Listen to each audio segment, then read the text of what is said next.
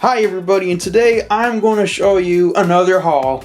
The last one, it was from a vacation, but this time around, I suppose this would be my birthday haul, even though, to be honest, some of these purchases weren't necessarily with birthday money, but yeah, still plenty of it was with birthday money, so it's like, yeah, I totally am all eager to do this format again, because what I like about it is that it allows me to go over these things a lot more in detail compared to just writing up a blog about it or whatever. And yeah, I am very excited to show off some of the things I got, and especially verbally as well. But there is one or two things I have to say first, mainly from the last video. So for starters, I just wanted to correct a few things, and for one of them, it's about this Astro Boy I had here. In the last video, I said this was a reprint of Ambassador Adam. It was, yeah, when in actuality, no, this is a reprint of the very first Tankobon of Astro Boy in Japan. Basically reprinted how it would have been like in the 50s, which is, yeah, it's a lot more smaller than even modern day Tankobons. But I wasn't wrong about the whole Ambassador Adam thing, because in here, yeah, they do have a reprint of the cover. The story is not included in this. Well, I don't think it is, but I will say this notably compared to the Dark Horse Adam Boy I have, and is that whereas the Dark Horse Adam Boy it's more of a reprint of how Theze changed the story over time, because he did eventually redraw and do like a more updated version of Astro Boy's backstory. Here, it's the very original from the 50s. Long before he redrew it, and you can really tell that, yep, this is way before he did that, because a thing that's really interesting about early Theze, and that really shows his evolution, because in the 70s, he got really good. But here, he does everything very grid, very panels, like a newspaper comic strip. I like this sort of thing, and it's really interesting, especially because you get to see later on, he deviates from this and starts doing a lot more crazier kind of panel layouts. I'd show an example, like something like from Blackjack, which is probably my favorite series he ever did, my favorite in my opinion. But I really do like this, because it's just a really nice example of like, oh wow, this is like how he used to do stuff. But yeah, like this is a novel thing I have. And then the other thing I wanted to add, well, it wasn't much of a correction, but I kind of just wanted to point out that the thing I realized with this album out here I got, Crazy For You, is that I realized, well, at least I figured out who I was thinking of when I looked at the art, and I was like, I get it. I was thinking of John Hilt Jr., who was an artist during the 20s, and yeah, like, yeah, this is kind of what's a homage to. I do have a few examples of his. He did crop up in the Carl Barks video, in the Carl Barks book I reviewed recently, which you should still watch. I put a lot of effort in that video, and I'm really happy about how that video is done, because that's like the most successful video to date ever on my channel, honestly. Like, in very few days, it got a lot of views, and it's now currently my fourth most viewed video ever. And that's insane, because it's only been 2 weeks, and my videos before would take forever to you know, do that well. So I just have to thank everybody for that. I really do appreciate it. I haven't gotten enough feedback on it. I would like more comments on that, but still, like, I really do appreciate that. But yeah, like, I'm just essentially pointing out John Hilt Jr. He was in that book. He cropped up in a few pages, but then there is another book I have where, yeah, he is in that one as well. But yeah, that's like about it with these two. So now I will get to all of the purchases that I made. To start this whole thing, funny enough, the last video ended with Little Lulu, so I'll start this one with more Little Lulu. The Eras this series by DQ, I guess. I don't really know what to call them, but you'll remember in the first video, I got the second book in the series, and I learned that, yeah, there's like essentially just 3 of them, and I was able to get my hands on the first one, which is a much more is probably the more thickest one of all these 3 books, and I actually think I definitely need to read both of them, but I do like that this one essentially covers the more earlier stuff, and you do get to see how the art changed. Like, I mean, here, I really like that Little Lulu, she doesn't really have a mouth, and it's like, that's very funny to me, yeah, she doesn't really have a mouth, and yeah, like, Like, essentially, this covers more of the earlier stuff, although the thing that sucks is that there's no index The first one, this is like the only one in this trilogy that doesn't have an index. And then this one right here is a very particular book where the thing you gotta understand is this one came out in 2019. The third one, no, I'm sorry, the second one, which is on my shelf, came out in 2020. And the third one came out in 2021. But the strange thing about all of these three books is that they're out of print. And this one, even though this is like the newest one, 2021, this one costed the most. Like, there's listings where it's like $100 on Amazon. It's like $200, and it's like, why is this one very pricey? But thankfully, I was able to get it. It wasn't cheap. It was like $40, but I was able to get this like around $50 essentially, and I'm glad because at least I got like all three of them. And yeah, like I do like these books for sure. I think my biggest complaint I'd have to give though is the index. Well, they do like essentially list properly the comics, and because these are reprints of the Dell comics that yeah, because Dell had these licenses. Heck, if anything, there's something I should actually show in this book. And there's actually something I should show here that I find very amusing if I can remember. Yeah, this. Where it's printed a part of the spine, and I don't want to rip it, but they printed it in with of like a replica of like one of them cards of send it to the to Dell Comics, like a Dell Comics club, and it's like that's very funny to me. And you have all these other characters that were like, yeah, from the time. You know, it's funny because it wasn't long ago. My mother was telling me she did read some Terror Toons comics when she was a kid, and I was like, yeah, that's amusing. But I mean, yeah, these reprints are very fascinating to me because I've only, like, I remember the first time I saw these was, like, I remember looking on Amazon, like, oh, Lulu, because I was like, yeah, I want to check out Lulu, but then I see these and I'm like, what the heck is this? But I passed on it because, yeah, they weren't really on sale. But then, ever since I came across that second book, yeah, I was like, yeah, I want to read more of these, and, yeah, I'm glad I got the both of them. And it's really interesting, like I said, because these are very similar to the Duck reprints. Because yeah, these are also reprints of Dell comics. Except the thing I will mention though is I do feel like one area the Duck comics did something was better. Was not well. I don't mind the fact that the covers are at the end with the Lulu, but I do want to point out that with these. When they give the index in this one, they actually do probably credit who did what. Because in these little Lulu books, they're pretty vague.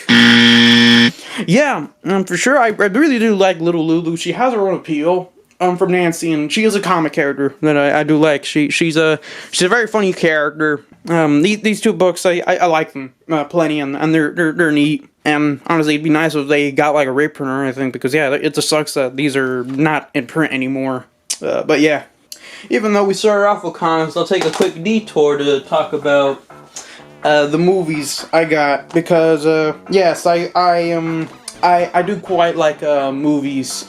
As a matter of fact, that was my first interest before. Well, I always liked drawing, but before last year, I was like, oh, I like comics and I should draw comics. My first interest was, yeah, I wanted to be a filmmaker. I liked movies, and I watched so many movies, and yeah, I always liked movies to the point that on my shelf, I have more 4Ks than I do Blu-ray, honestly. Like, all the Blu-rays, I got essentially tucked them away, because on the shelf it's just 4Ks, because that's what matters, 4Ks. And what I got here are all 4Ks right here. Just the, well, Casablanca, that's my second copy a friend gave me. That's not what I bought. I already have a copy of Casablanca. I'm sorry, I missed that. Yeah, just 5 movies that I got here, and I don't mind going over them. Ghostbusters is a movie that I feel like a lot of people don't really appreciate for the right reasons, and it's not like I'm saying there's a wrong or right way to like a movie. It's more so the appeal to me when I was a kid has always just been, and since then, honestly, I like the film because it's a very funny comedy. It's in the same vein as Blues Brothers, even the National Lampoon movies. Like, it's a very funny comedy, and honestly, it's a very funny business comedy because it's about these 3 guys that, well, they get kicked out of college because they think they're a little crap, and then they start their own business. It's basically a business movie with, albeit supernatural elements, horror elements, like the creature designs. Yeah, they are right out of a horror film, but in my opinion, the movie is a comedy, and that's what I like the most about the movie. Everybody keeps thinking of it as like a action movie or like, they keep interpreting it the wrong way, and honestly, that's, like, the worst thing about the sequels, in my opinion, to the series in general, because I feel like my biggest gripe is, like, a lot of them just miss what the first movie was about, and yeah, it's just a funny movie. Like, it's silly that, yeah, you have these, like, the fourth guy, he's the for hire guy, like, okay, I'll do whatever you want, you'll just pay me, and then at the end, they have to deal with this Gozer fella, and it's like, yeah, like choose your destructor, and it's like, yeah, it's very funny. Like, it's like, yeah, these four guys that, like, yeah, they're just making money, and I think Ghostbusters is a very funny comedy. So it's like, I think it's misunderstood in that way, and I think that's a shame, because, like I said, it's a very funny comedy, and that's why I like Ghostbusters, because it's a very funny movie. And then this is like a classic. Everybody's always like, yeah, it's a very good movie, and I'm like, yeah, I've been meaning to always wanted to get the 4K. I never liked that with whenever they put an old movie on 4K or in general home video, they always have to do this thing where they try to make it look like it's a brand new movie, and I think it's a lot more egregious with films from the 40s and 50s, because it's like, yeah, they're a movie from 80 years ago, pretty old, and it's like, it's so stupid that you're trying to make it look like it came out in 2010. I mean, look at this freaking cover, it's terrible. I'm already like, yeah, no reversible cover or anything. It sucks. Which I already redeemed the code, even though I don't watch any of those movies. I do it for the sake of it, but I just can't help it.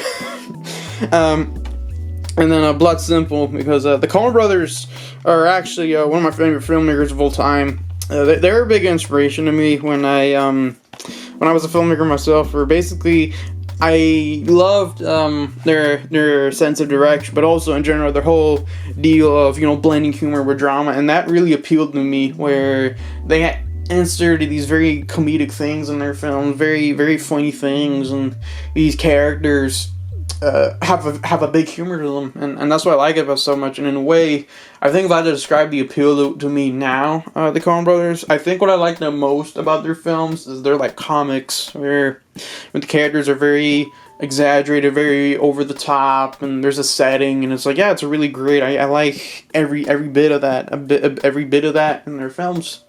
And I remember being a filmmaker and being like, why are the Coen Brothers so underrated? People don't shut the hell up about that fucking weirdo Quentin Tarantino. People always hyping up these directors, and I was like, what about the Coen Brothers? The Coen Brothers are way more funnier, hilarious, and I remember I'm like, I should see the movie for myself to just judge it, but I remember for the longest time I did not like No Country for Old Men, because I thought it was so stupid that the movie that people like the most from them is the movie where they're not even, doing it their way, like they're trying to do it so overly dramatic, and I don't like that. I don't like when a filmmaker is like, I'm gonna rip my voice out and get an award that way. It's stupid to me, in my opinion. But I mean, yeah, like, that's my critique in general with, like, I don't like that sometimes with filmmakers where they're like, I'm not gonna have a voice anymore, I'm just gonna be a director for hire. It's lame. Like, I don't like filmmakers that do that. And After Hours, this is a Martin Scorsese film I like. Martin Scorsese and Robert Altman are the two directors for me, where they have a lot of very beautiful, great, gorgeous films that I just wish were on 4K more often. And while I am definitely glad I have another Martin Scorsese film on 4K here, I've seen every one of his films, and yeah, like, there's so many films he did that I wish would get a 4K. Like, already I can name, like, The Last Temptation of Christ, The Age of Innocence, like, those two movies are right on my head immediately. I'm like, yeah, please put them on 4K. They're very beautiful movies. Even the likes of The Irishman, I'd love to have a 4K, that get a 4K. And yeah, like, Martin Scorsese's like he's a really great director, and I think people really overlook his abilities beyond films that happen to be gangster kind of feeling. I mean, sure, there is the fact that with his gangster films, he did actually write them. I think, like, that's a reason why they get quite the praise, because yeah, he did write them, whereas like most of his films he doesn't really write them, but in a way he does have some involvement. And then another film I should actually mention, because it's one of my favorites he ever did, Bringing Out the Dead. I'm sorry, for a moment I was thinking of Bringing Up Father. But yeah, Bringing Out the Dead, I wish that movie did get a 4K, but the 4K is very not accessible, because that was a very limited release, and I wish I got like a more widespread 4K. But yeah, Martin Scorsese, favorite director, so it's like, yeah, I'm glad I got the 4K for this film. After a long time, I always wanted to get it, but I never got it. And I'm right now like, yeah, I'm concerned I do not like Oh, picture. That's stupid. I prefer a film by a film from. I like the more formality. And then lastly, the final film by Cecil. I'm sorry if the camera can freaking show. Yeah, the final film by Cecil B. DeMille. If I remember, yeah, I think this is the last film he ever did, The Ten Commandments, because the fun fact is, one of his earliest films, because he worked in the silent film, when he started, he did do a film based on the Ten Commandments, but then this is the remake he did, and I'm pretty sure this was his last film. This was his last film. It was before 1960, 1959, when this film came out, and it's definitely one of those movies where you see the imagery very referenced, and it's like, yeah, it's a movie that I always wanted to watch, so I'm glad that I got the 4K for it. I think it's a shame that it's one of these movies where I think one of the things that sucks about Letterboxd is that I feel like there's a lot of movies that don't really get appreciated on the website, and particularly movies that are like very low viewed, like something like this. Like, you think this movie get like 1 million views or 100K views, and instead it has like if I remember, it was like 30K views or something. It's like, are you serious? This is like a major film. You seriously don't care? I guess that's what secularism does to society. But yeah, yeah, I always wanted to see this film, so I'm like, yeah, I'm glad I got the 4K for this, and yes, I did get the digital code too. I do appreciate, I guess, they put a Blu-ray, but even then, I never fucking watched the Blu-ray. But yeah, I just wanted to get out the way the 4Ks I got here, because yeah, I like film, and film is interesting. And honestly, if anything, the problem has just been delayed. It's just getting back into watching any, because like it's good to watch it in the morning. It's a favorite thing of mine to do. But like I said, I haven't seen any in a long while. I just find it more easier to just click and read a strip, and then I just start reading so much of it, because yeah, I like comics a lot. So yeah, it's just a bit like I can't get in the mindset of watching a movie. Another thing I also got outside of those movies too is these Harry Nilsson CDs I got here. And on the right here, that's actually a new one that came out this year.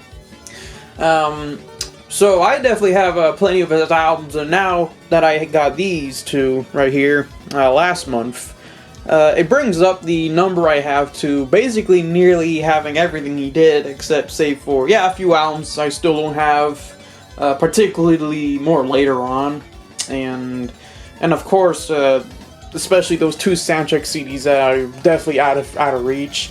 I could probably get one of the for Popeye. There was like the standard one, but if I wanted to get the deluxe one, that one is very expensive. And for Son of Dracula, that one is also very expensive too. But yeah, I can't get either of them. They're pretty pricey. And then the later albums, I'll see what I could do, but still, there's definitely a few albums I still want to get, and it's like, yeah, I just haven't gotten it. Like, for one, I definitely, for sure, sometimes would look into Spotlight on Nielsen, finally.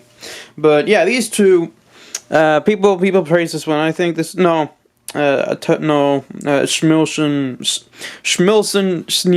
that's the one that everybody likes. This is like a cover album he did, and yeah, I do like this, and then this other one here. I actually really want to praise this one in particular. This is like a new one, and it's essentially kind of similar to these old ones I have, where it's like a reprint where they put two albums. And the thing I like about this one, and you'll see why I like this one the most, and I wish those old ones actually did this, if I can get it out the slipcase, and is that, look at this, and believe it or not, you will see that not only did they do that, but it's 2 discs. So yeah, look at that. That way they're not on the same disc, and I really, really like that, because that's very nice. And I prefer if more compilation CDs did that, where if you get like a 2-in-1, they instead put it on 2 discs. Whereas the other ones I have, what they did instead that I really don't like is I don't like that they put it on 1 disc, and that's really annoying, because when you rip it, you have to separate it, and it's so lame. But yeah, these are the only 2 CDs I really got. So after this, yeah, we will get into the comics I have for real. Now I will be going over the more miscellaneous books before we get to the final big ones. So yeah, I'll be sure to go over these, and I'll start with the little ones I got here. Yeah, I think I know how I'll present these. So the first one I wanted to show off, because there's this great comic strip I learned because of Twitter, similar to how Nancy, I learned about it because of a Twitter account. There's this great comic strip called The Outbursts of Everett True, and I remember going on Twitter and just seeing it again one day, and going like, hey, is there like a physical like reprint of the comics? And turns out, indeed, there is. Even if, man, this is a not very good cover in my opinion. Like that sucks. But yeah, there is a reprint, even though the presentation could be a bit better. The strips are really nicely restored. I think the black inking is like really sharp, and it's like really well preserved. Like this is like very nice and really great. Even though there's definitely a lot of knockdowns, and it's like, for example, I mean, the comics I think are a bit too much to the side, because with a comic reprint, you want the book, you want the comic to be very visible, and you'll notice, if you can look, the comic should be more out, but instead it's going inside, so it's like you can't really see the art well. Like, I mean, look at this. I have to really pull it out for you to look at that strip well. And then the other big one too, I really do not like that the dates are not really included. You don't really get the date, like when the strip is printed, and in general, even though a good thing, it's like the comic strips are always just 2 panel or 1 panel, so it's like, yeah, big enough that, you don't lose so much. But I have to admit, I wish Everest True. Why do I keep calling him Everest? It's Everett. Everett True. I wish Everett got the big treatment. I wish the book was a lot more bigger, and also especially my big wish is, like, I wish it was like a hardcover as well, because I don't really like that it's a paperback. I don't have a problem with paperbacks. I think paperbacks are not that bad whatsoever. It's just more so I just prefer like a bigger paperback. It's like a lot more comfortable the more bigger it is. But yeah, like, you do have a lot of great comic strips that really show oh yeah, real nice. Like, I mean, I like the way this child is drawn. It looks like something that could have been drawn today. Like, I like the for sure the art. Like, that's basically the reason why I bought the book. Like I like the art by A.D. Kondo. Yeah, A.D. Kondo. Like, I like the art of Everett True, and it's like, yeah, it's a great comic strip. I like it, but like I said, I wish Everett True got the proper treatment of like a proper chronological book that covered a lot of the comics. But yeah, I'm definitely happy. Like I said, I'm glad I got this, but even if still, I think there's like plenty that could have been designed. But the one big thing I'll say is this is definitely for sure really good. Like, this is very impressive stuff. Like, it looks like this was like professionally done. So like, yeah, I'll have to give it that. Oh, but yeah, we just appreciate that. Look at that. It's like a tornado you got in there. Like, he's it reminds me of that Vanilla Ice stand. I don't remember what was the name of his stand. Yeah, his name was Vanilla. I think his stand's name was Creamer. I do not remember. I don't remember. I don't remember what was the name of his stand. Or what's the stand Vanilla Ice? I do not remember. But yeah, like, this is a great reprint. I like it. And then yeah, to go back to Japanese stuff. This is something I pre-ordered many months ago, and yeah, it came in recently, and I'm definitely really pleased with it, to the point where, yeah, I totally, to an extent, recommend the comic. I think it's a very interesting take on maids, where basically you have these maids where it's not really revealed who they work for, but I think it's very interesting in the comic where they all skateboard, they wear sneakers, they go to a skater shop, and it's like really interesting to me. This comic, even if I have very picky complaints, mainly because when I do maids, I prefer to really keep it very traditional, and that's why, like, my own complaints, like, I think it's weird, they have like a dark skinned one, or another one is like, I think it's a little strange, the skate shop, if I can show, yeah, for whatever reason, the owner is like a woman who's like very, very masculinely dressed, and I find that pretty ridiculous. She should be dressed more like a woman. Like, I don't get why, like, put a girl in men's clothing. That's ridiculous. But outside of those nitpicks, because I don't like stuff like that, because that just makes it comically dated. Like, oh, that's a very modern comic instead of a very timeless comic. I do like, for sure, like, the few chapters that are included here. Like, I'm already showing this one where basically you have this one where it's like, yeah, they're all, look at their varying different weights and classes. Like, that's interesting to me. But yeah, like, for sure, I think it's an interesting volume that I'm definitely glad I picked up. And like I said, I don't mind picking up modern comics because it gives me the idea of, well, okay, I guess this is what people are doing, and so I'm like, yeah, no, I wouldn't do something like that, but like I said, it's just a good idea, like from time to time, to look at what's being done today and be like, oh, I'll either do it or no, I'm not gonna do it. Yeah, I'm not gonna do anything like that. No, but I think it's just fun. Oh, sorry. I think it's just fun to look at, yeah, what other people are doing, and yeah, for sure. Like I said, even though my nitpicks are just mainly more so, I don't like that there's too many contemporary things with the comic. I still like the way the maids' outfits are drawn, where you get all the frillies, and very, very, like, it really is well done. And for sure, I totally would recommend the comic for sure. It's a great comic. Yeah, it's just good. Yeah, it's pretty good. And then the last one of these 3 books, this time it's going to be something different I've never talked about before, and it's British comics. This is not necessarily a British comic here, but this is a very interesting book I just wanted to highlight for this video. If there ever was a topic I would love to do one day for a video, it's definitely British comics, because I think the UK has a great, interesting history, and I love this book for being a very good deep dive on all the cartoons, because it basically goes into, according to the back, yeah, it goes into 14 comic strips, and if you are wondering, yes, Ken Reed is covered in the book. Yeah, Ken Reed is covered in the book, and there's a lot of stuff about Ken Reed in here that I had no idea about myself, because not even the Wikipedia actually gives you a good idea. And yes, even more so, they actually have pictures of these artists that you've never seen before on the internet. Look at that photo of Ken Reed. Nobody's ever... That's a photo I've never seen on the internet, because there's always 2 photos, and it was mainly when he was promoting his reprint. Because the thing I will reveal this that I learned from the book is that I learned that I used to think he did Fudge. It was like a kids thing. He did like an adventure strip, or Fudge.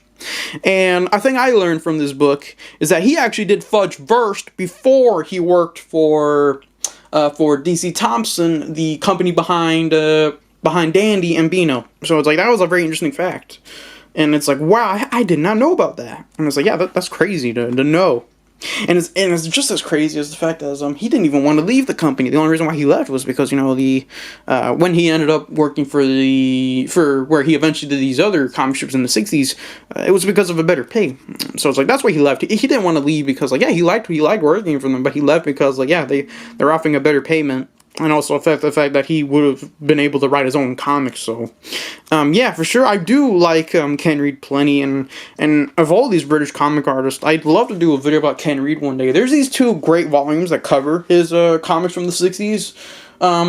But it just freaking sucks that they're so hard to get. If I could get them, I would make a video about it. I totally would love to make an entire video talking about Ken Reed. I'd love to talk about his backstory, his biography. I'd love to talk. I even cite this book in the video. I'd totally love to do an entire video about Ken Reed. I'd love to do that. Totally. The only problem is, honestly, I think the only reason why I wouldn't really do it until then is, like, I'd like to get my hands on those two comics. Until then, I don't think I can do it without those 2 books, because, like I said, they cover a lot of comics that I think would really help to highlight his evolution. As much as another thing that I feel like Ken Reed, when people talk about Ken Reed, they always neglect his early comics, because, like, in his early comics, he drew very differently. Like, you'll notice the eyes weren't very particularly funny. Like, they were a lot more spaced out. He looked a lot more human. Like, yeah, he didn't really draw that funny back before. And how this book actually shows the very first Jonah strip, and if you look at him, yeah, he doesn't look very, very super funny. And so, yeah, that's very different from how he ended up drawing. So it's like, this is because, yeah, this is a lot more closer to how he draws, how he drew later on. But yeah, he didn't always draw like that. And because, yeah, in the 50s he drew pretty differently. But as I'm saying, this is a really, really good book about a British comic artist. It took a while for it to come over, but it was a great import, and I'm really happy with this comic. And book. But I don't think they ever did a volume 2. It sucks. That's the thing I'm noticing with these British comics. They always make it like oh, it's gonna be volume 1, but then they never do a follow-up. It sucks. But I'm really happy with this. It's a really great informational little book. That goes over 14 comic strip artists, comic artists from the UK. And for those curious, I'll see if well, yeah, here you go. If you're curious, this is all the artists that are covered in here, including Ken Reed and yeah, David Law. And if you don't know who David Law is the one who created Dennis the Menace. And heck, one more artist I should actually highlight, another favorite artist of mine from Beano and Dandy. One more I should actually highlight if he's here. What was his name again? Doodley Watkins. Doodley Watkins is another favorite artist of mine from Beano and Dandy. I really like his art style, where he did Desperate Dan, he did the Dandy Bear, and yeah, he did I don't remember, but he did the comic with Lord Snooty and his gang. I like the comics of Doodley Watkins. Doodley Watkins is a great comic strip artist. And it's a shame that he passed away suddenly. But yeah, yeah, for sure. British comic artists are very underrated. And it's a shame too, because I think what doesn't help is whereas American comic artists are artists, they get all sorts of reprints, very even if the reprints weren't good, they at least get a reprint. They get so many reprints, whereas Beano and Danny, they never do a good job of their artists, and it sucks. It was Ken Reed is really the only artist who got a proper dedicated reprint, whereas all these artists, they're not as fortunate. Like I said, it sucks because I think British comic artists are very underrated, and I don't mean shut up about Jamie Hewlett. No, I don't mean crap like that. No, I'm talking about the old ones. I'm talking about Dooley Watkins. I'm talking about Ken Reed, David Law. Those are the guys I'm talking about. Okay, not no people that end up doing American comics. No, I'm talking about Beano and Dandy stuff.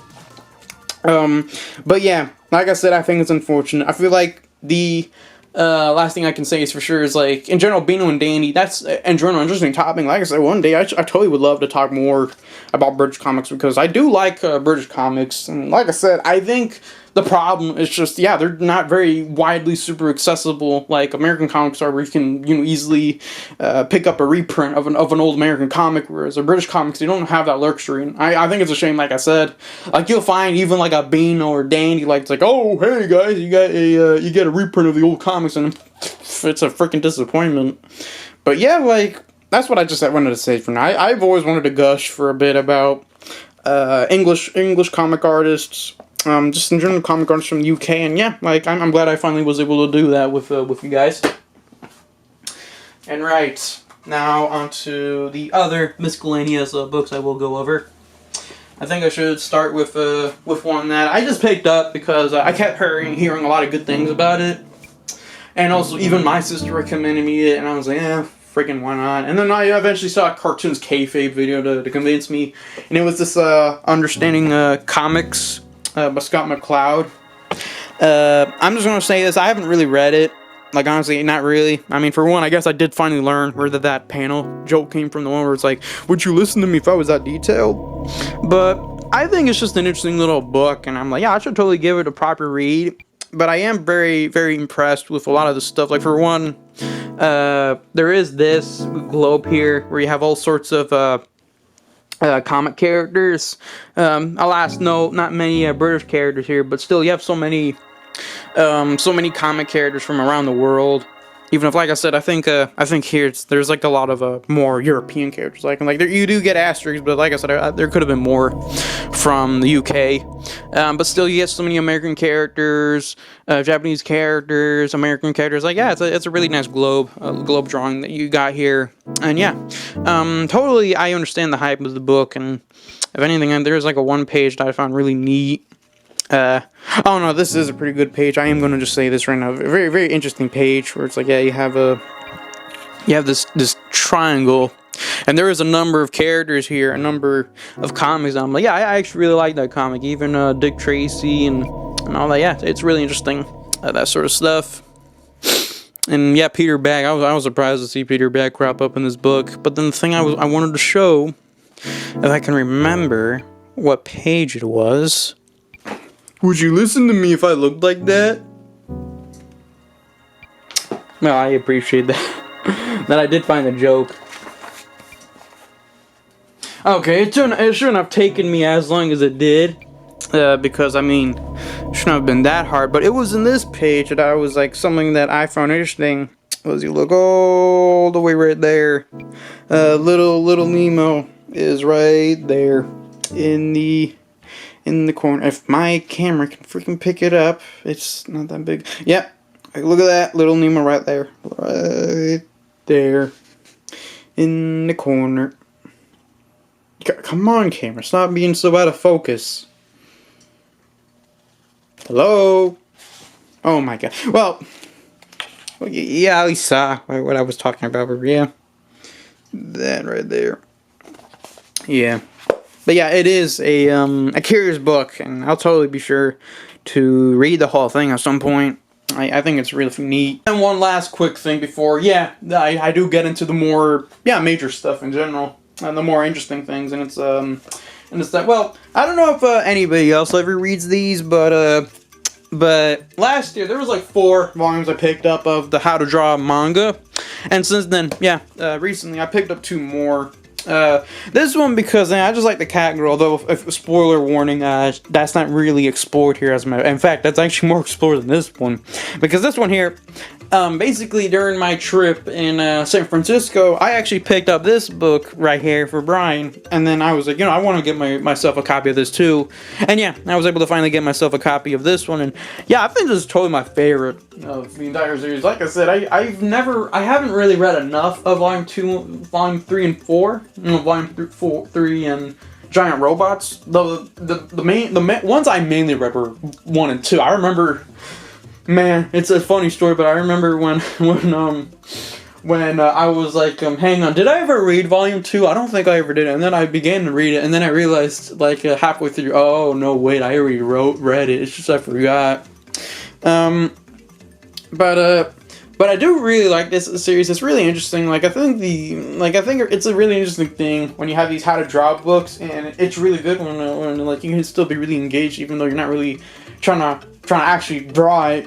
You totally should. That is a thing you at least gotta. But I mean, there is kind of a beauty in looking at these kind of books, and it's like you kind of just like looking at the drawings, and it's like really nice to look at. Although at the same time, you totally should draw it and try to mimic it. Like that is the big thing you should do when you pick up these kind of books. I would show more of this, but it's like this one is a little bit like there's a bit of too much boobs, and I'm like, oh, I don't know if I want to show that. Especially after the last video where there was too much boobs. I'm like, maybe no more boob videos today. But I would say this, that I totally am pleased with these 2 how to draw manga books. I think they're very interesting, and I think the part that I was like the most about these 2, about the series in general, is I like that they're kind of like manga, where it's like they're kind of like a Japanese print, or it's like they got the slip cover, and then behind it you get like the printing as is, and I think that's always a neat touch to this whole thing, where they kind of printed as if like this did come from Japan. There is like a Japanese version of these too, from what I found out. But like interesting thing that I just wanted to highlight. And then I'll only now get to the more bigger stuff. Yeah, you know what?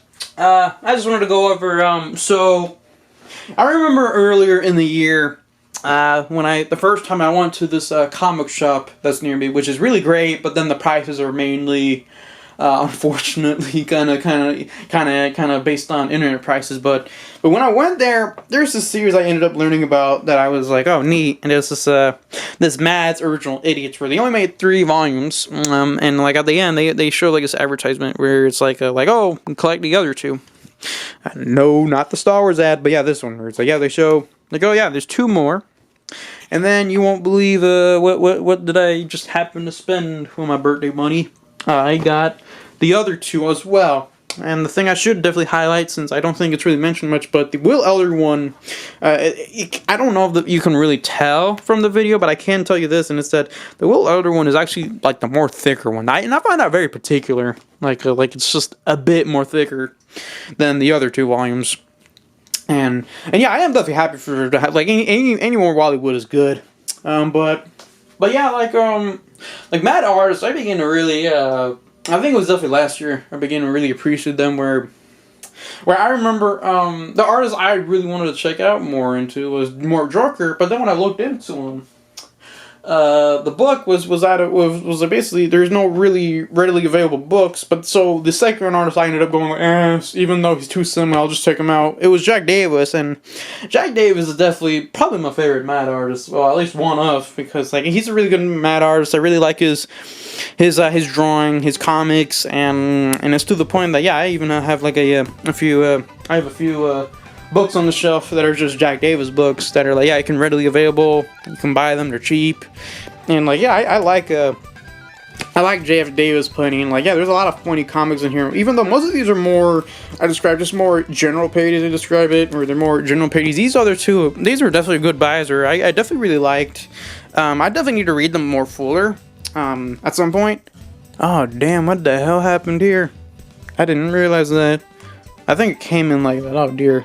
But anyway, I was just going to point out that the thing I actually really like about these two books here that are very different from the Jack Davis book is that these two books have more very direct parodies of comic characters, of comic strip series, and it's like, I think that's something I really like a lot. Out of these two, like here I'm already showing off, there's like an Annie parody, a Little Orphan Annie parody, and then you got a Prince, well this is a Flash Gordon, but then there's also a Prince Valiant one.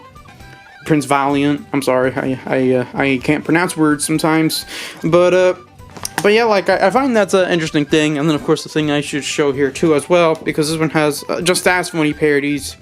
Not this one. Wait, is this a parody of the Shadow?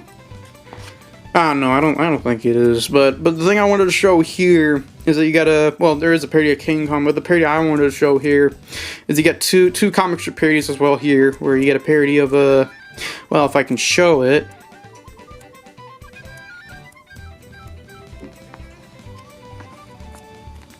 Okay, well, you got a parody of Archie. I've actually read this one before. Someone posted it on Twitter. I think it was Spumdunner who did it.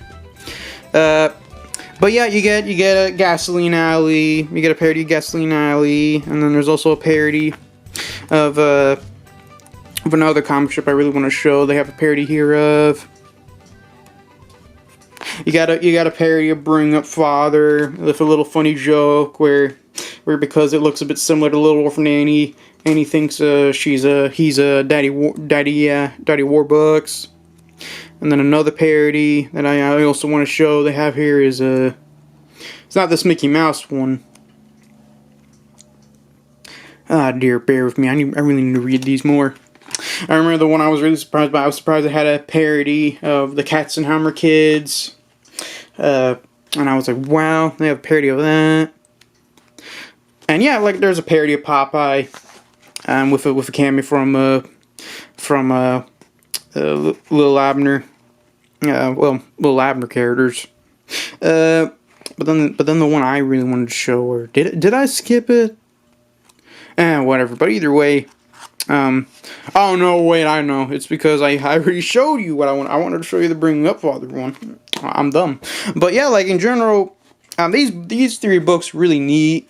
And definitely really interesting books, and I think it's a great, like, anybody can pick them up. Sure, it would be a lot more better if we had like a proper reprint of the original 23 issues, like we had like a proper hardback issue, which there was a reprint in 2007, but that one's very out of print and super expensive. But these are like very nice, and like I said, I think it is a shame though that they stopped with just these few artists. They should have done like more there, because there's like a lot more artists they never covered. But yeah. And then I guess one quick thing I should actually clarify is it's a funny story. Is like when I bought these, it was like a bundle where it's like, yeah, all three of them. So, and I already had a copy of this, and when I compared the one I got from eBay, I realized, oh, it's actually a lot more nicer than the one I bought from the store. So I ended up giving that away to my friend Brian.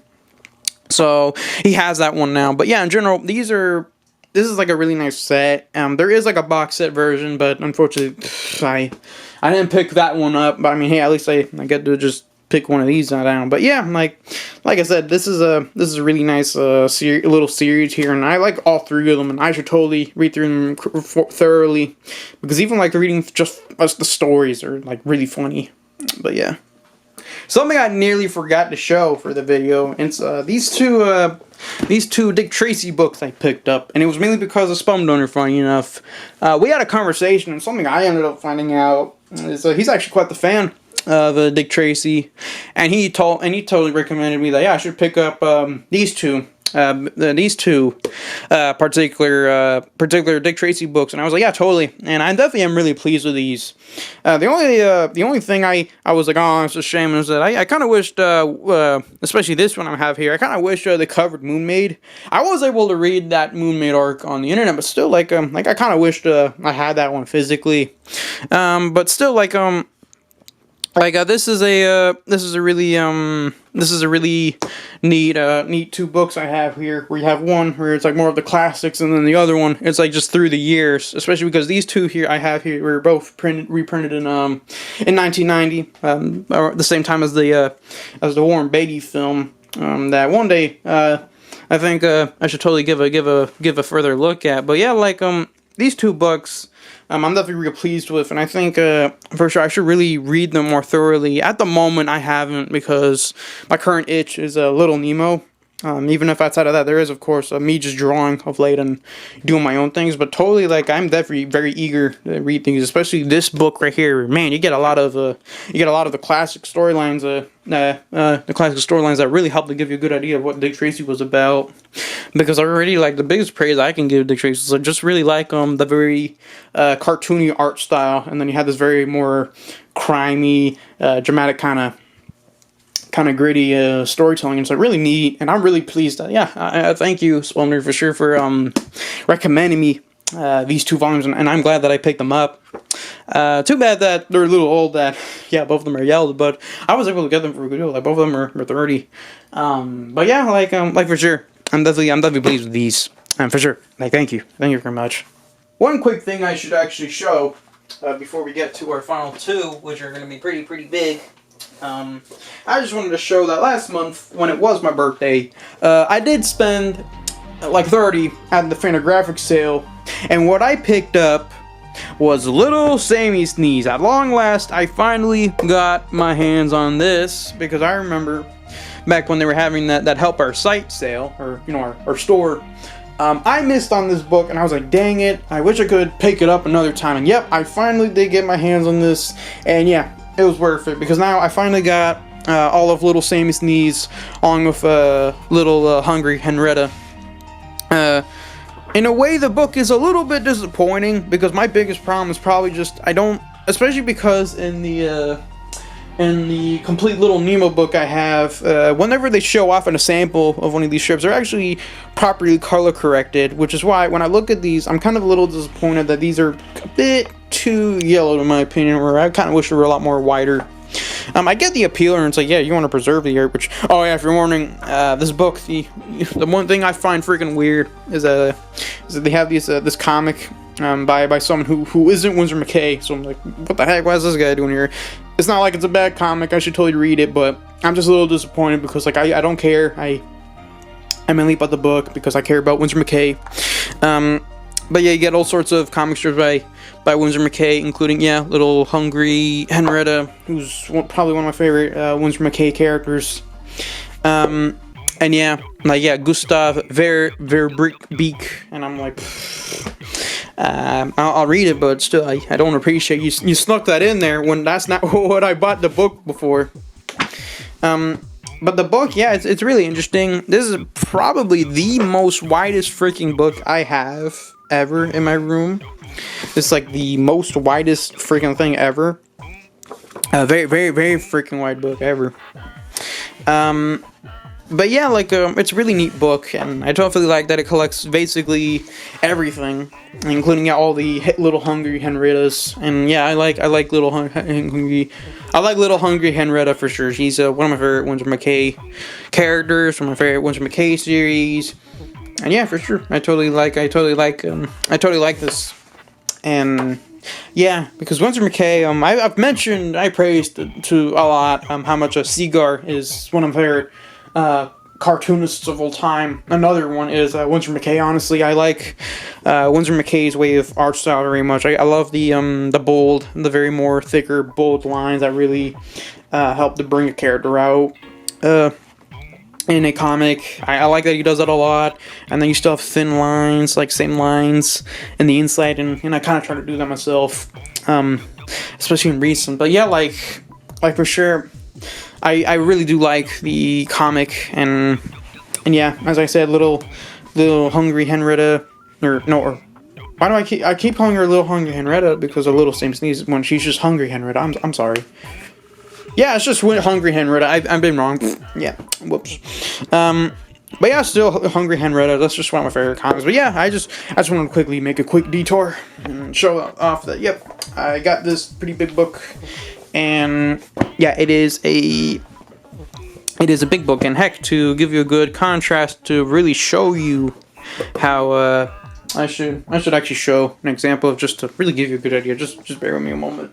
I don't know if people like JoJo much, but for example, here's my JoJo A Go-Go book, and here it is on top of it, where this is just a width, and as like you'll notice, even though it's actually no, wait a minute, yeah, it's like about nearly the it's like the same width from here, but yeah, it's like more taller. So it's like, yep, I think it gives you a good. Oh, I'm sorry. It gives you a good idea on what the what's the difference on like how big it is necessarily. Yeah, the scale.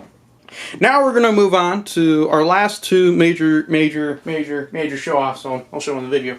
Okay, I don't know how to show it up because this is these are pretty big books, but something that I guess I should say, for stars as well, a thing about my friend Gordon as well. There's this American comic strip series that for a long time I was very befuddled by. Like, why do you like it? It's very American. Why are you even a fan of it? Why do you buy all these?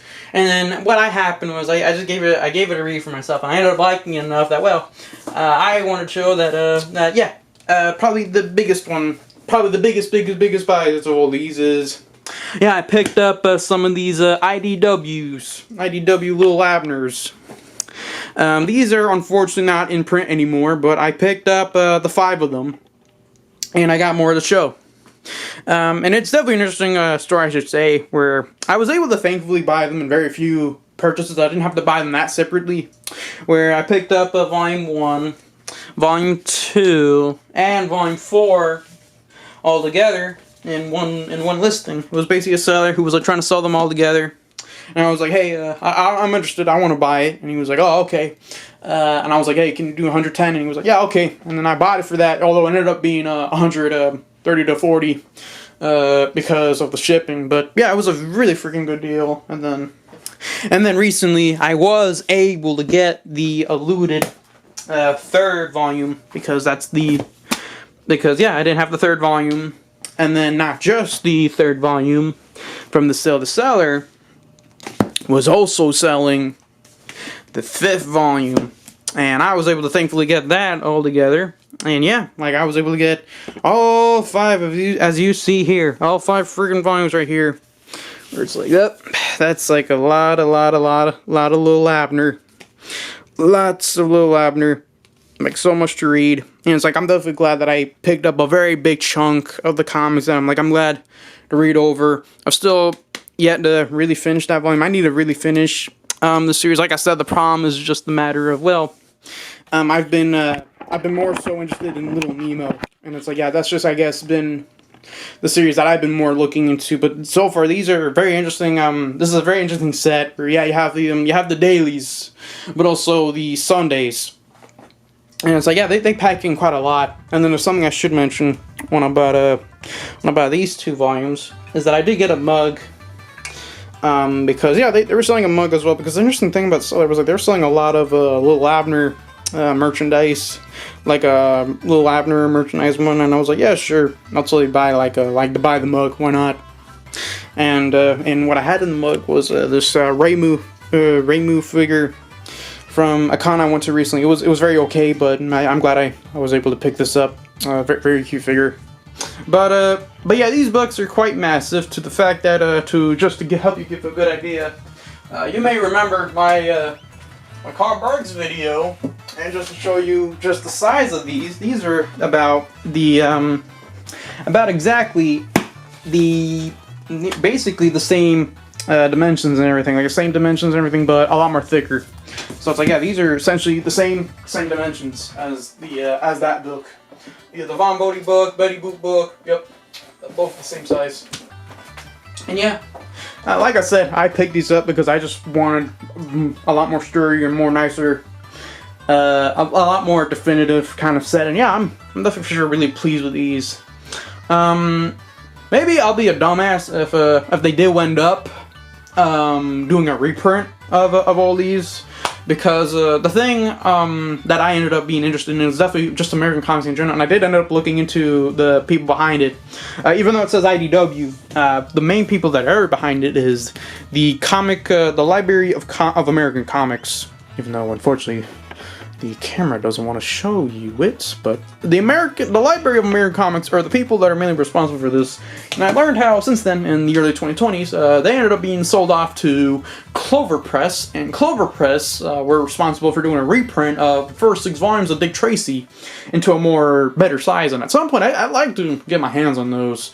But yeah, like the Clover Press, they're the people behind it, and definitely had me interested in just wondering, it'd be nice if they ever did look into and consider doing it more like another reprint of these volumes, because there's like only 9 volumes, and who knows if I'll ever get the final 4. I'm glad I got the most of them, but oof, the final 4 are pretty pricey, so it's like I'll try to get my hands on all of them, but still, like I'm just still glad with this set where all these covers are very really nice presentation. I really like the presentation. I should just really show off. I really like the presentation on all of these. It's like very nice presentation. Like no joke, very nice presentation.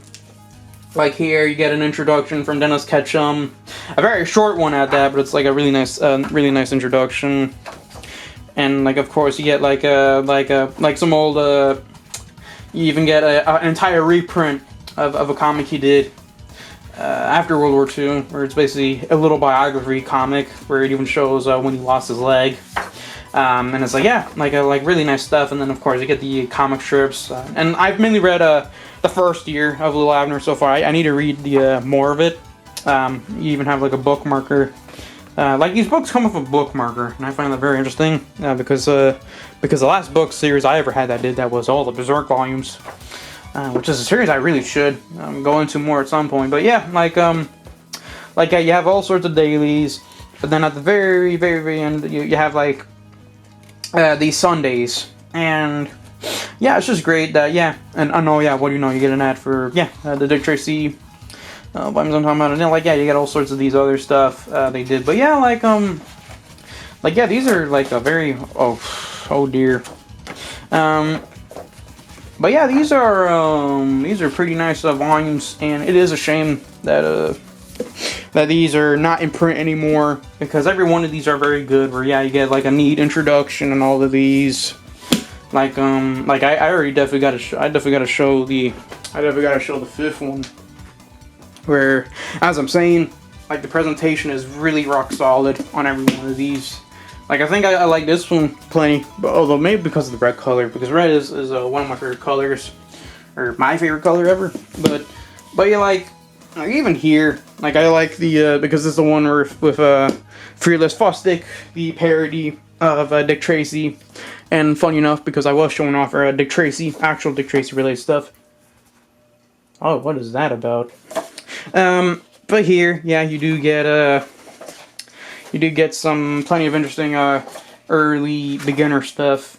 And heck, the thing I wanted to show was Fearless Fosdick, where he's talked about, and then the thing I found very curious, which we'll get to, is definitely like all these ads you have here, like all these ads, all these little Abner ads, and it's like you have the red color. It reminds me a lot of Beano, and it's like really rock solid stuff. And as I said, man, I need to really read all these books. And as I've said, I've really shown here that I've got plenty of these books, and I'm definitely really pleased with these. And I think the thing I should have really been finishing up, but in general, I'd be really interesting if Clover Press ended up doing a reprint of all these volumes. And it'd be great if they did. Heck, the main part I really want is it'd be great if they actually continued it, because it was supposed to continue until volume 20, when they would have concluded and collected everything, but they ended it at only volume 9. But yeah, totally. I love if they did like a volume 10, where volume 10 would have had more of the 50s. Like even like if they just did the 50s, it'd be great. Yeah, I just want more. I just want more of these. Like, as I said, please, Clever Press. I even made a tweet to them. Come on, please. Look into more Little Abner. It'd be neat. I'd really want it. Totally. But yeah, for sure. I just think these volumes are neat, and for sure, if don't be surprised if ever one day I did a video about these comics, but who knows. But yeah, I'm really pleased with these comics copies I have here of Little Abner. Now, on to the very last thing for the video. And this one I've been quite looking forward to for the very last part of the video. Just bear me a moment because I have to get all the books. But yeah, it'll be worth it, and definitely one that well, it won't be that long. But I have like a few interesting things to say. And it's going to be about Frank Frazetta. These two books I picked up here, even though unfortunately the thing that sucks is that these are way too small. And just to give you a good idea, like, just bear with me a moment. You want to know how small these are? You want to know how small these are? Okay, so the little Lulu I was showing you earlier, right? Little I was showing you earlier, right? Alright, get this.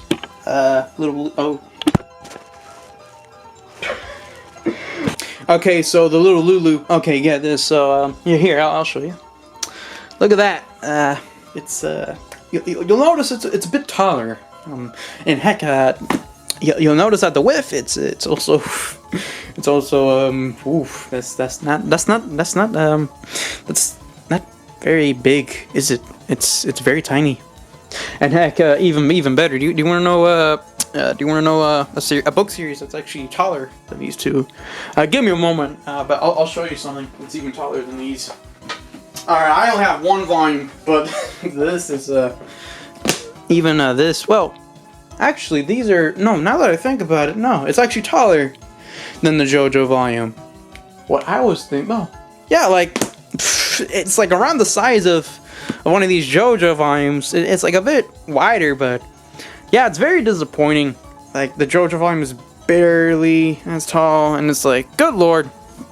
And that's like probably the most disappointing thing. I mean, I guess it's good because it makes them very cheap. As in, these are like just $15 each. But it is a shame because the artwork is really nice to a point where the books, I would appreciate if it were at least like a little Lulu bigger, or just a little bit bigger. But there is like a very big version of this, and it's way too expensive that I'm like, oh no, that is too much for one book. Good God. Like, I get it for multiple books, but that one is like way too much for just a single book. Like who pay that much? But this is like a really interesting two pack here. Now, I kind of meshed this in here because, well, this is more like a general about fantasy art, where this one just shows a lot of artists, including one that I'm glad is here. Like, not just Mobius is in here, but also H.R. Geiger. H.R. Geiger, I found that very neat, including the freaking Dune concept art of the freaking orb guy. Oh man. And am I showing off? No, this is not well, Mobius is in the book. If I can, well, the problem is that I haven't really gone through the book enough, but yeah, like Mobius is in here. Mobius is in here. Yeah, you just have to take my word for it. Oh yeah, the thing I should highlight, the thing that does suck about all these is they have this little thing that I purposely folded it in, but it's a bit of a screw you from the publisher, if I had to describe it, where when you get the book, no tripod, not today. Like when you get it, it's cog blocking you. It doesn't want to let you read it, so you have to fold it in. All right, I'm an idiot. It turns out, yeah, they do tell you all the. Yeah, I should show you. Yeah, you get all the artists who are in the book, who are all the artists that are in the book, and yep, you do get. Yep, Mobius is in the book.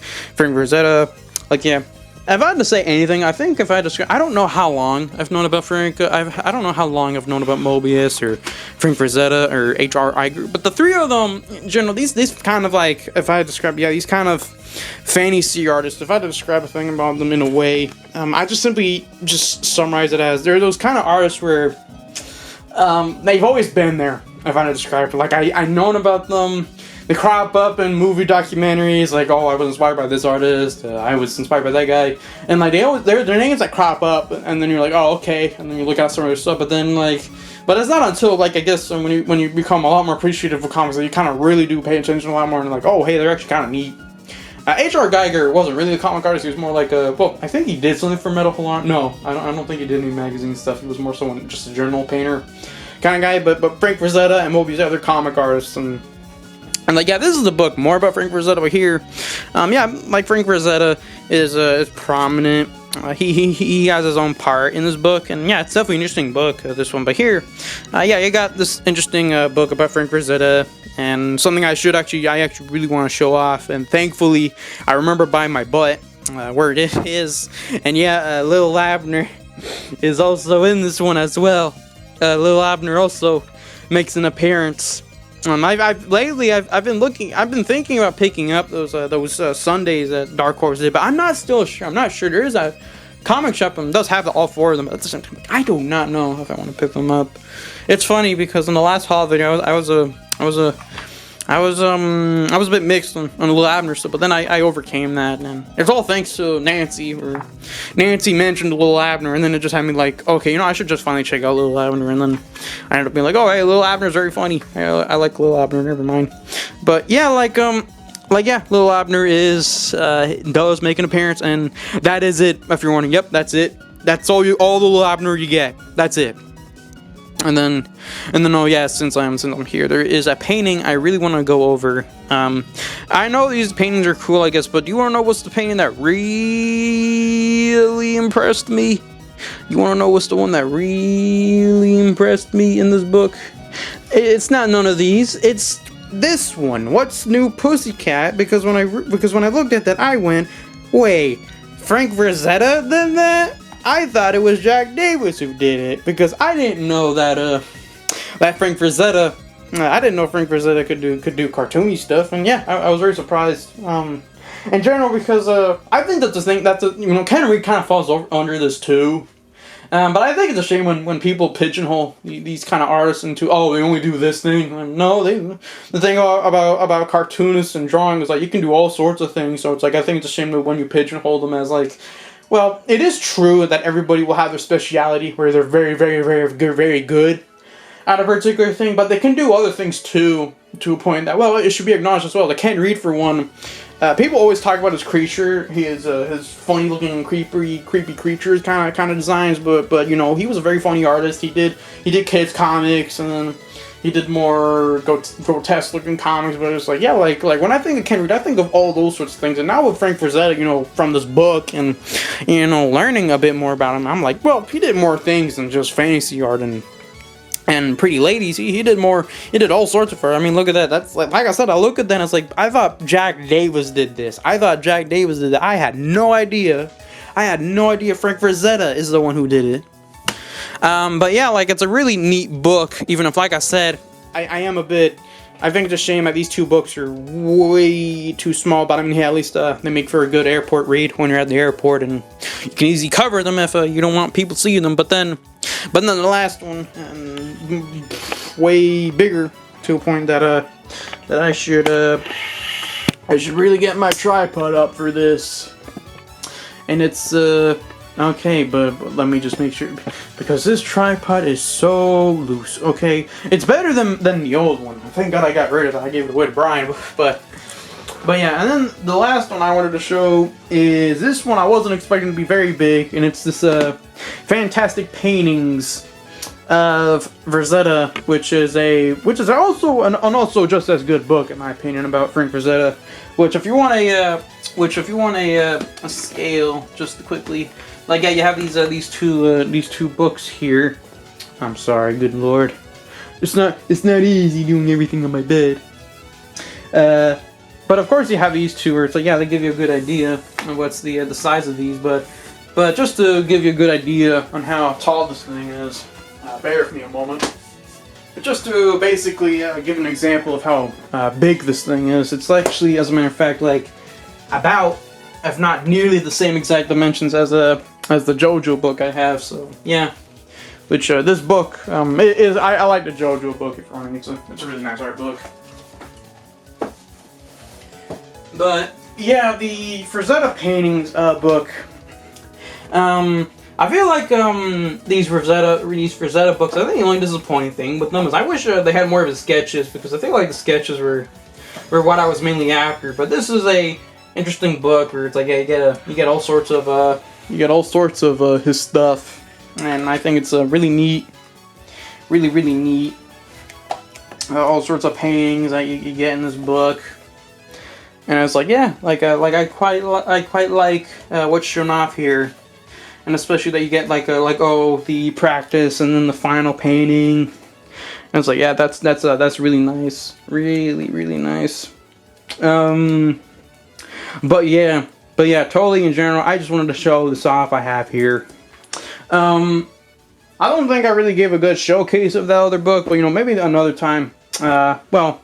Like I said, I'm kind of new to Frazetta either way, but yeah, I just wanted to show off that I picked up an interesting book. And yeah, I think that really concludes this haul video, birthday haul, or whatever you call it. Yeah, I guess a birthday haul, why not? Just to make it simplicity's sake. I know that in a few days it'll be Christmas, but yeah, you know what? I think yeah, this will be a good final video. Maybe there might be another one, a joke video, but still, like, this might probably be the last video on my channel this year. And I just want to say, definitely thank you so much to everybody that's really given me a lot of great feedback, a lot of great support, especially from you, Brian and Gordon, for being very encouraging and very interested in what I'm doing. Like, oh yeah, totally make these videos about comics. Yeah, I'm very interested in. It's like I always appreciated it.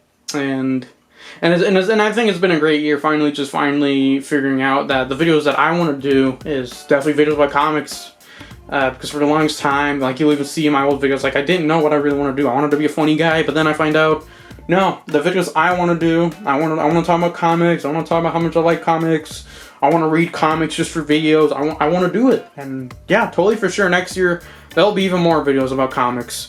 The only problem why these videos would slow down is honestly kind of just my fault, where I either doze off or I get too distracted. But yeah, like I totally like making videos. They're very fun, and I found my interest again in videos. And that, yeah, I think what I like about videos now is, like, yeah, I totally like to show my interest in comics, because comics is a great medium, and probably one of my favorite mediums of all time. I kind of even like it just as much, or even a little bit more, than filmmaking. Filmmaking is still a good medium, but still. But yeah, needless to say, I'm really pleased with this year, where so far to this date is still my favorite video. The Carl Barks has done very well, and I'm so happy about the reception and just how, yeah, like, it's climbed up and quickly become one of my most viewed videos of all time, and I can't thank you enough.